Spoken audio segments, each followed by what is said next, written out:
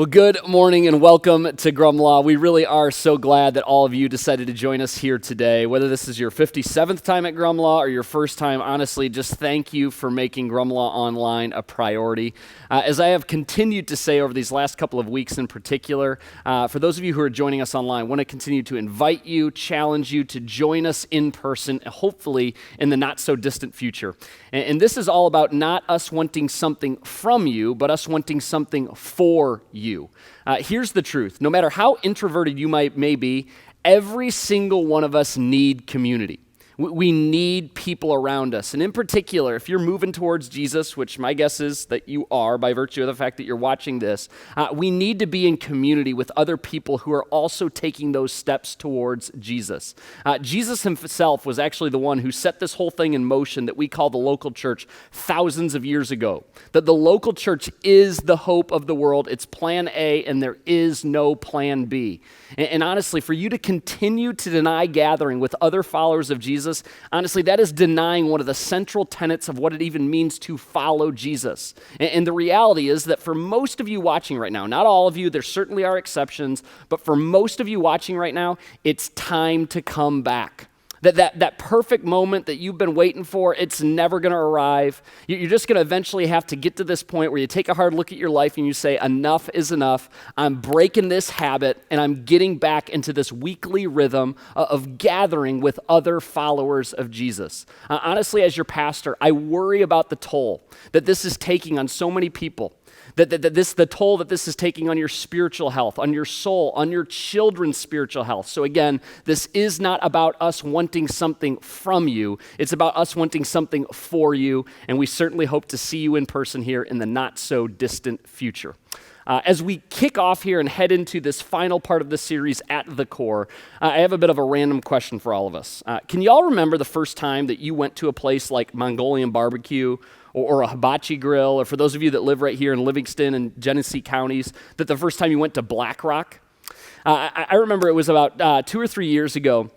I took a group of guys that I had been mentoring for a pretty significant period of time, Tajian, Arthur, and Keon, to a Mongolian barbecue. It was just like a random Tuesday night. I was like, I just want to spend some time with these guys, and rather than doing like the same old, just like Applebee's like type route, I was like, let's go to Mongolian barbecue. I don't think they've ever been there before. And from the minute they walked into the restaurant, I mean, their minds were blown. You know, first you take them to the area where you get your bowl, and you can put whatever ingredients you want in there. I mean, they just felt like these chefs in the kitchen. They're like, how much food can we put in here? I'm like as much as you want. Like, if you can carry it, if you can stack it, just keep on piling it high. And they took that challenge like all too seriously. And so then they like make their way up to the grill, and they're like, wait, they're going to cook the food like right in front of us? I'm like, you bet. And so you hand them the food, right? And they got like these big sword looking things, and they're cooking up your food. And then almost like the pride that they had as we walked back to the table and they ate their meal, they're like, we created this. Like, these are our ingredients. We are responsible for this thing. And of course, after they ate their first bowl, I don't know how they were still hungry. They're like, can we have another one? I'm like, yeah, no, more power to you. And so they go back, I think really just because they wanted to watch somebody like cook their food with swords again.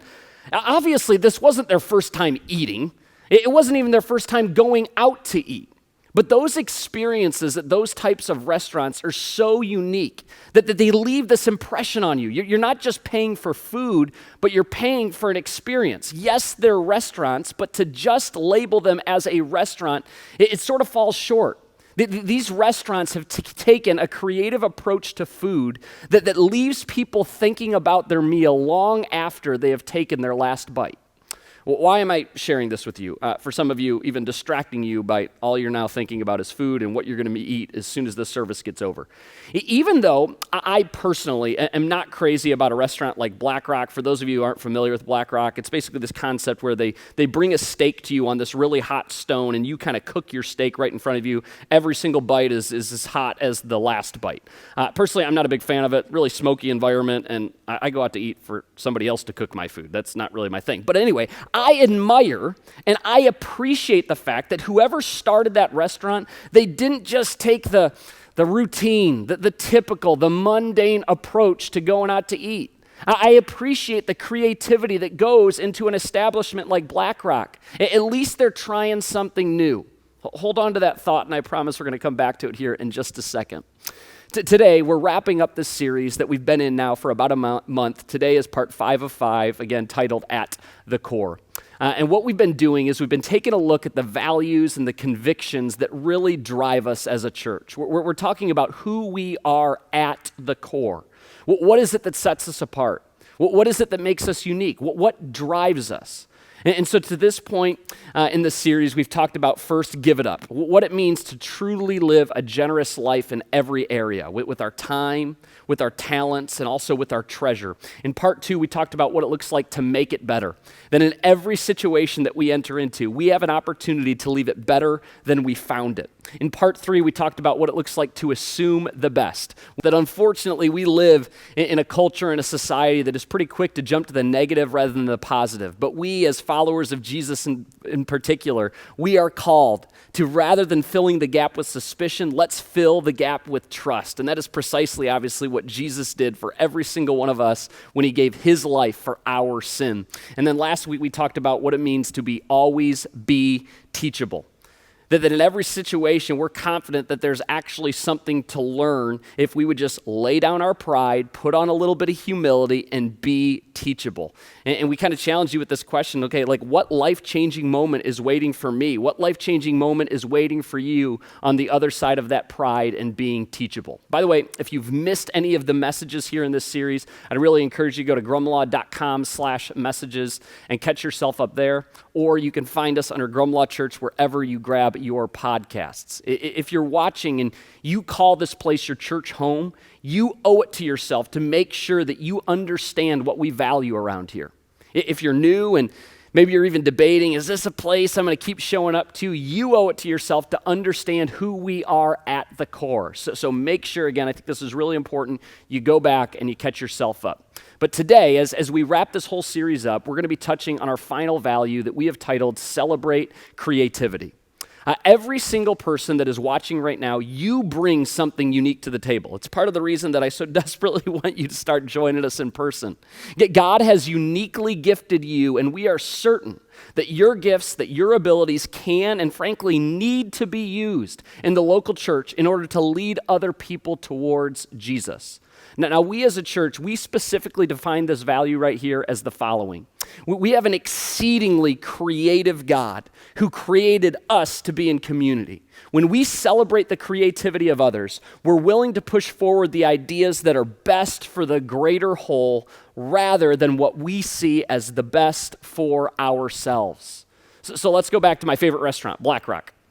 Even though I don't personally care for the concept, I still appreciate the thoughtfulness that went into creating a unique dining experience. I can certainly get my head around why people are drawn to it. I understand why hibachi grills are packed on Friday and Saturday nights. People get tired of the same old dining experience and they want to try something new. But believe it or not, there's actually plenty of what goes on around here at this church, at Grumlaw, that is not necessarily my preference. That if it was just up to me, that if it was just up to making Shay Prisk happy, we would actually do a lot of things differently. For instance, let's just look at our Sunday morning services. My perfect Sunday morning service would be that we show up, we sing like 3 or 4 worship songs, then we listen and we respond to like a solid 45-minute teaching, and then we would literally sing like 5, 6, 7, 8 more songs. But I recognize that not every single person watching right now, that not every person that walks through our doors is wired the same way as me. I recognize that some people connect with God in different ways than I do. I recognize that the people in this room, the people watching, find themselves at different points in their faith journey. I recognize that there are certain elements within a service that are going to resonate with some people and not with others. I recognize the value in not getting stuck in a rut, in thinking outside the box, in creating unique experiences here on Sunday mornings, and in trying new things, even though we know that sometimes they're just going to fall short. I recognize the value in not just doing what is best for me, but what is best for all of us. That if we're not careful, we'll end up creating a church environment, we'll create a space where only one specific group of people feel comfortable walking through the doors. And I am certain that one of the most practical ways that we push back against all of this is through celebrating creativity. Again, as it says here, when we celebrate the creativity of others, we are willing to push forward the ideas that are best for the greater whole rather than what we see as the best for ourselves. It's about us throwing our agendas and our self-serving attitudes to the side in order to ask what is best for the greater whole. Because just in case you forgot, this church thing is not just for you. It's for all the yous around you. And it's for the yous, frankly, that have yet to come walking through our doors. Allow me real quick in that vein to share the last 10%. Give you a little bit of a snapshot into a conversation that I so often have with people. On a weekly basis, here's some comments that are very frequently made to me. We sing too many songs on Sundays. And then I'll turn around and there'll be another person looking at me and they say, we don't sing enough songs on Sundays. Shay, the announcements, they're too long. Shay, you really should have addressed fill in the blank. In your sermon, I can't believe that you did not say this. Shay, it's too loud in here. Like, why is it so loud? You're blowing out my eardrums. Shay, why aren't you more dressed up? In fact, I've never seen you wear a suit. Spoiler alert, I don't think that's ever going to happen. Unless God tells me an audible voice, probably not going to wear a suit. And then my personal favorite, and the one that I hear more than any of the others combined, is Shay, you just don't go deep enough. Now, on that one in particular, let me just quick little sidebar here. I promise you, your obedience will never supersede your knowledge. You don't actually need any more information. If you were just obedient with what you had already been told, with what you had already read in Scripture, you would never need, in fact, another sermon for the rest of your life. But here is my standard kind of reply to all of this. The music, the sermon, our environments, it was not for you. It was for your lost, your spiritually disconnected friend, neighbor, coworker, family member that you did not bring with you, that you did not invite. Now, I know that this statement in a vacuum has the ability to sound absolutely brutal, but allow me to expound here for just a minute and keep in mind that this is undeniably biblical. We did not start this church for people who already have a relationship with Jesus and thus their eternities are already secure. We started this church for people who don't know what it means to have a deep, don't know what it means to have an intimate, a meaningful, a real relationship with Jesus. Y'all, this is precisely why we're doing this series that we have coming up in July called At the Movies. It's meant to be appealing to those people in your life that are like maybe skeptical of the church, or their relationship with the church has always been this one that's like stuffy and it's full of tradition and people wearing suits and all these religious requirements. That's why we do series like this. It's why, and I know for some of you it rubs you the wrong way, but it's exactly why on 4th of July we're doing online church only. Because we think there's a far greater opportunity for you to invite your lost friends, your spiritually disconnected friends, to sit down in front of a TV on literally the 4th of July and watch church with you. Much greater chance of that than probably getting them to come walking through our doors. And here's the truth. You suddenly care less about how deep I went in the message, whatever that means. You become less concerned with the number of songs we sung. You are less concerned that there was maybe a secular song playing in our playlist when you walked in the front doors, when your friend that you have literally been praying and inviting for years to show up with you at church is sitting next to you. So yes, there is undeniably an element of you getting filled up here on Sunday mornings, on you taking in, on God working in you, on God convicting you, on God prying away and gnawing on things at you. But it's not just you that these environments are created for. We must creatively think about how we can both challenge and grow the person that has been at this church thing for a minute, but also create a space where someone who's new feels comfortable walking through the doors.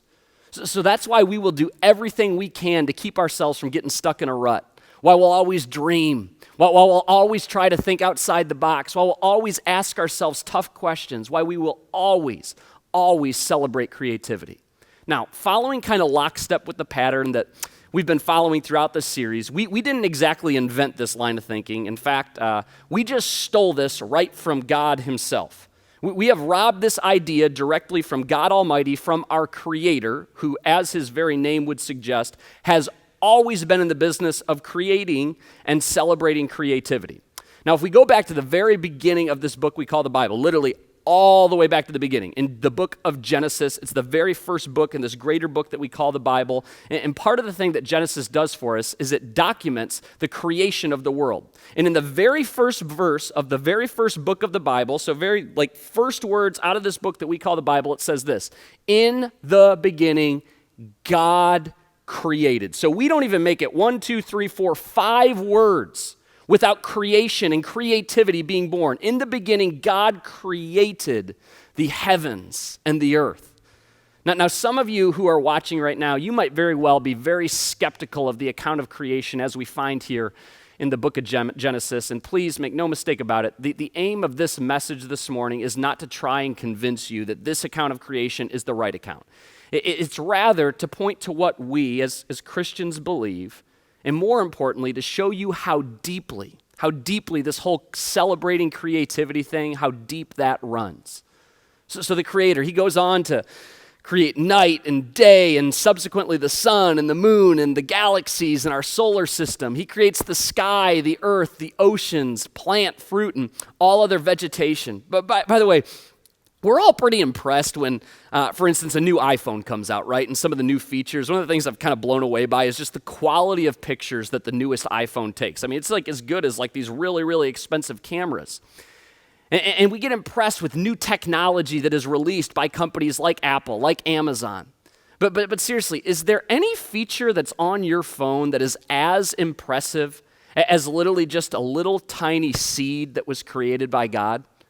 Think about it. God created these things that in a lot of instances are no bigger than our fingernail, that you literally throw into dirt. And with a little water that he created and a little bit of sunlight that he created, that they in some cases will grow into literally trees, vegetation that will span 150 feet tall. It's fascinating to me.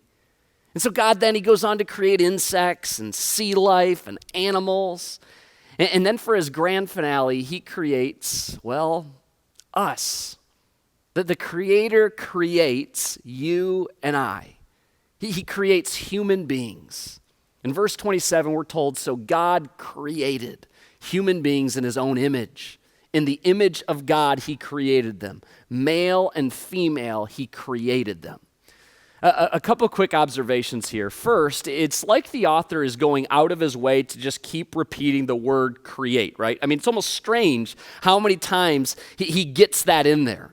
In ancient literature, when something is stated twice, it's done so intentionally to not so subtly communicate, hey, this is pretty important.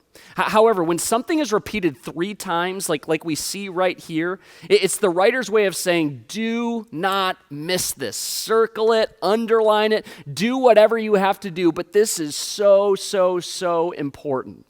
Second observation, and I've mentioned this several times here over these last couple of months in these messages, we as human beings, we have been created, as it says here, in the image of God.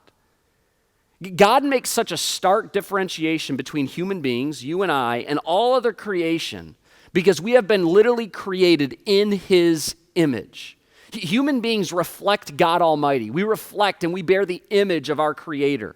You are an image bearer to God Almighty. You, unlike all other creation, have something literally divine inside of you. And part of that divine nature, part of being an image bearer means being a creator. In other words, God did not stop creating when he created you. No, we are, as image bearers to God Almighty, as image bearers to our Creator, called to continue to create because of that piece of himself that he placed in every single one of us.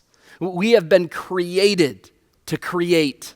We as human beings have been called to use that divinity that God has placed in every one of us to continue in this creative tradition, to celebrate creativity. Now, I've already expressed why I think this is so important that we live this out as a church. And even some of the ways that we express this as a church. You see this expressed everywhere, from the type of invitations that we hand out for our Christmas and our Easter services, to the songs that your kids are learning back in Grumlaw Kids, to the more subtle details like which type of motion graphic is being utilized behind song lyrics. I promise you it is everywhere if you just take a second to pause and observe. But what does this practically look like for you? If you have indeed been created to create, how do you live this out? Because whenever we speak about this value in particular, it's natural for people to think, but I'm not an artist. I can't paint, I can't sing, I can't write, I can't act. So, see, we pigeonhole creating to very specific categories of art until we're left paralyzed by our seeming lack of artistic ability. But here's how I think we ought to define creativity. Anything brought into existence due to your activity in this world. Something that I am unabashedly intentional about is creating experiences for my children. In fact, my wife and I, we created a vision statement for our family, specifically for raising our children. We actually challenge every single person who dedicates their child at this church to come up with one of these vision statements. But for my wife and I, here's what we came up with. It's that Logan, Malachi, and Oakley, our 3 children, would see Jesus so much in our marriage and so much in our household that they cannot help but fall in love with Jesus. They can't help but fall in love with their Creator. And yes, I think part of the way that I show Jesus to my children is by being creative, is by being original, and specifically creating unique experiences for them. So it's not unusual at all in the summer months that you would walk into my backyard and you'll see a tent put up there, and I'll have all these activities inside the tent. We'll have these little campouts in the summer, even though like our nice, comfortable bedrooms are literally footsteps away. One of my favorite things to do with my kids in the summer months is on Saturday mornings, load up the canoe on this little trailer we have, and we drive to Lake Ponema in Fenton, and then we take this jaunt across the lake and then up the river, and we go out to eat in downtown Linden, and then we take the boat ride all the way back. Maybe we'll even stop for swimming. Now, y'all, it would be a lot easier to just drive to the restaurant. In fact, I pass multiple restaurants just on my way to the boat launch, but that's not the point. I have been created by my Creator to create. I want to, in these instances, create unforgettable experiences with my children that leave their friends, that leave my neighbors thinking Malachi and Logan and Oakley, they got the best life ever. I want to create experiences that leave other people thinking, what's going on with that guy? What does he have that I don't have? What does that guy have that my husband doesn't have? Why? Is it so I create jealousy and get everyone to think, wow, Shay is just like, that guy's the coolest guy ever. I mean, he's the coolest dad ever. No. To bring this thing full circle, it's because all of this just points back to God. Creativity stands out. Creativity causes people to lean in. Creativity causes the people around us to ask questions. It really is ridiculous, the number of people that I have had the opportunity to share Jesus with simply because I take my kids on canoe rides, people at the boat launch, people at the restaurant. They're like, why are you doing this? It's a great opportunity to point people back to Jesus. It creates encounters with the living God, who again puts something divine in every one of us when he created us in his image. He placed that creativity in every one of us, and we have been called to keep creating. So, my question that I want to pose to you, the question I want to leave you with here today is, where is God calling you to partner with him to create something new in this world? Might it be a new experience for your children? A little camping trip in the backyard, a new, seemingly unknown, maybe even risky vacation rather than just kind of going through like the amusement park motions. Maybe it's creating a new dating experience for you and your bride, you and your fiance, you and your girlfriend. I know your wife, she really digs like the all-you-can-eat salad and breadsticks at Olive Garden, but might be time to switch things up. Might be time to get a little bit more creative. A buddy of mine actually recently shared with me that he said his goal this summer is to literally visit every single lake in Genesee County with his wife. That he wants to go on a date on every single lake in Genesee County. I love that. Maybe it's that project that you keep talking about. Like, you know it needs to get done around the house, but every single night, Netflix and a cold bush latte keeps beckoning. Actually do it. Put in the garden for your bride. Build the tree house with your kids. Paint the trim yourself rather than paying someone else to do it. For some of you, come on, it's well overdue that you start cooking, that you start dreaming here in the local church, that you help us create irresistible environments that people cannot help but be drawn to. You start lending us that outgoing personality on our First Impressions team. You start giving all of that energy that you have pent up inside of you into Grumlaw Kids. You use that gift of hospitality behind the scenes, knowing that your Creator is looking down on you saying, well done, my good and faithful servant. Again, this question, where is God calling you to partner with him to create something new in this world? Chances are it's going to look different for every single one of us because, well, God has made each of us different with different skills and abilities. But make no mistake about it, he longs to use you, to create through you, and use you actually as an instrument to point other people back to him. Because when we create, we're giving others a taste of what God is like. When we create, we are giving the world a taste of what our Creator is like. So let's, as a group of people who are trying to be more like Jesus every single day, celebrate creativity.